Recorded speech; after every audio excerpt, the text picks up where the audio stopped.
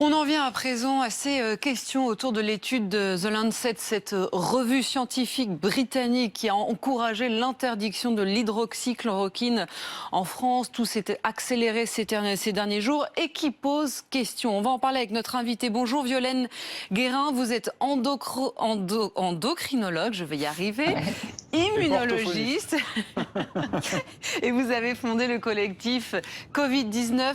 Laissons les médecins prescrire. Qu'est-ce que révèlent selon vous ces réserves qui ont donc été exprimées ces dernières heures par plusieurs scientifiques? On parle quand même d'une centaine de scientifiques. Oh, je pense même qu'on peut parler de d'un plus grand nombre, puisque déjà tout le collectif Laissons les médecins prescrire avait attiré l'attention sur toutes les anomalies de cette étude. Et plus on avance dans le temps, plus on s'aperçoit qu'il y en a d'autres encore. Donc c'est extrêmement interpellant qu'une revue comme le Lancet qui Mais oui, parce que Violaine Guérin, le Lancet normalement ça fait référence. Enfin moi je n'y connais pas évidemment, je connais pas les choses comme vous, mais le Lancet normalement c'est bon. Alors normalement c'était une des plus prestigieuses revues dans le monde.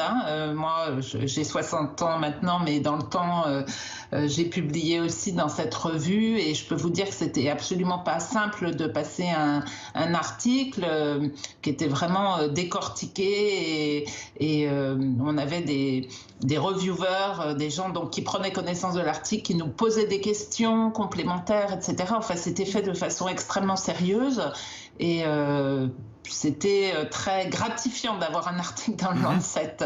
Mais aujourd'hui, là, on se questionne parce que, bon, comme vous avez vu, on se demande qui sont les patients. Les autorités australiennes ont dit que ça ne correspondait pas, en tout cas, ce qui était annoncé pour les patients australiens.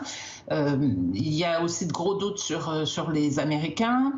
Donc, c'est surréaliste en fait.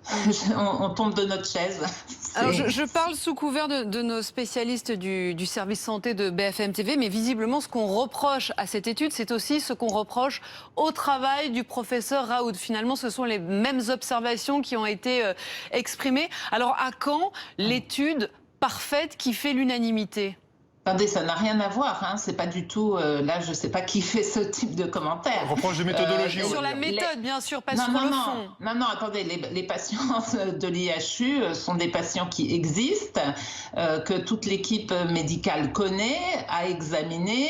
Cela n'a rien à voir. D'autre part, une étude rétrospective ou sans groupe contrôle n'est pas forcément une mauvaise étude. Ça dépend comment on analyse les choses. Donc, enfin, je vois pas comment on peut comparer. Là, je suis en train de vous parler de dossiers qui n'existeraient peut-être même pas du tout. Donc là, on parle de fraude. C'est-à-dire de dossiers de patients inventés ? Ah ben, écoutez, quand les autorités australiennes vous disent que dans l'étude du Lancet, on parle de 73 morts, alors que pour toute l'Australie, il n'y en a pas eu plus de 64 déclarés, et qu'en plus, quand on interroge les hôpitaux, les 2 hôpitaux majeurs où il y a eu les morts, les gens de ces hôpitaux disent qu'ils n'ont pas communiqué les données aux auteurs. Où sont les données, où sont les patients, de qui parle-t-on? Ce qu'on retient en tout cas, Violaine Guérin, c'est qu'on a le sentiment qu'on est dans une temporalité qui est très particulière, il y a un sentiment d'urgence, peut-être une volonté de certains de mettre la charrue avant les bœufs, c'est peut-être ça que ça révèle aussi. Bah écoutez, je pense que les journalistes, là, vous allez avoir du boulot pour comprendre ce qui se passe, parce que là, on a le Lancet, le board du Lancet qui donne l'autorisation de publier une étude que vraiment n'importe quel reviewer aurait bloqué. Et je vous rappelle que j'ai communiqué à votre chaîne, d'ailleurs,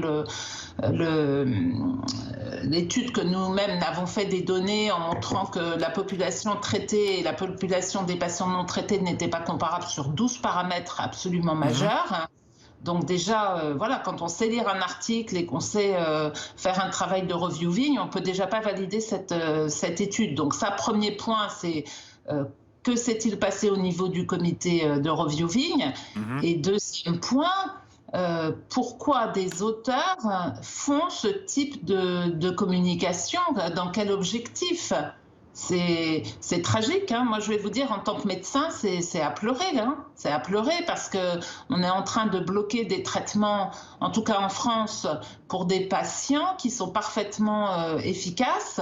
Alors, je me réjouis que dans la plupart des autres pays du monde qui l'ont testé, c'est correctement utilisé. Mais en France, je ne comprends pas ce qui se passe. Hein. C'est sidérant. On Et voit en bien plus, que avoir un ministre qui prend des décisions sur une étude où les patients n'existent peut-être même pas,